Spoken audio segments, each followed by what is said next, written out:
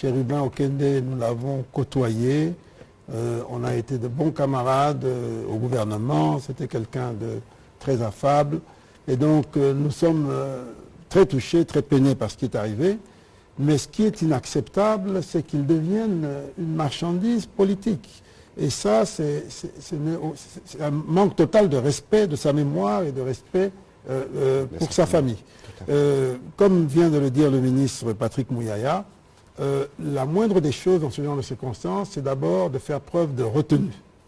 De retenue, c'est un temps de recueillement, un temps de deuil, et ce n'est pas de se lancer dans des accusations farfelues et politiciennes, qui d'ailleurs souvent essayent de cacher les véritables responsabilités. Vous savez, dans nos familles, parfois celui qui pleure le plus, quand on va gratter, Yendendoki, tout ça, mais Yentozarole la Mingi, c'est des choses qu'on connaît, mais bon, bref, je n'entre pas là-dedans. Je trouve simplement que c'est abject et ça n'honore pas notre pays. Ça n'honore pas notre pays. Ce qui est en train de se passer, comme l'a dit Patrick Mouyaya, c'est une tentative d'installer le chaos, c'est la stratégie du chaos. Cette stratégie du chaos, ce n'est pas un phénomène nouveau. Regardons dans notre histoire. Regardons depuis d'où nous venons. Regardons ce qui s'est passé en 2018.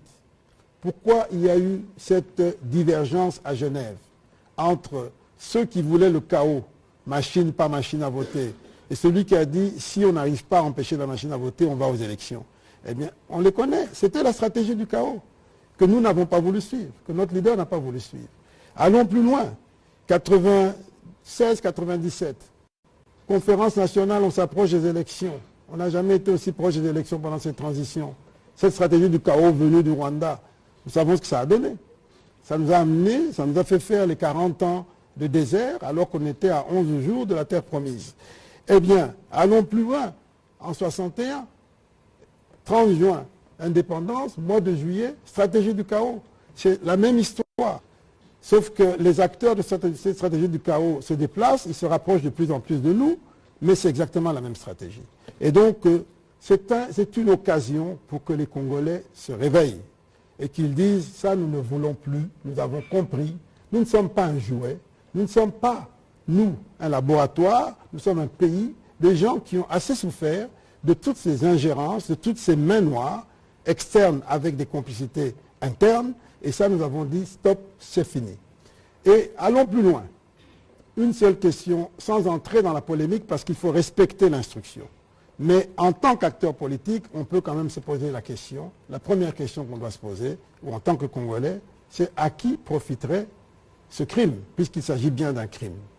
Eh bien, rien qu'avec cette question, on a déjà une bonne partie de l'éclaircissement.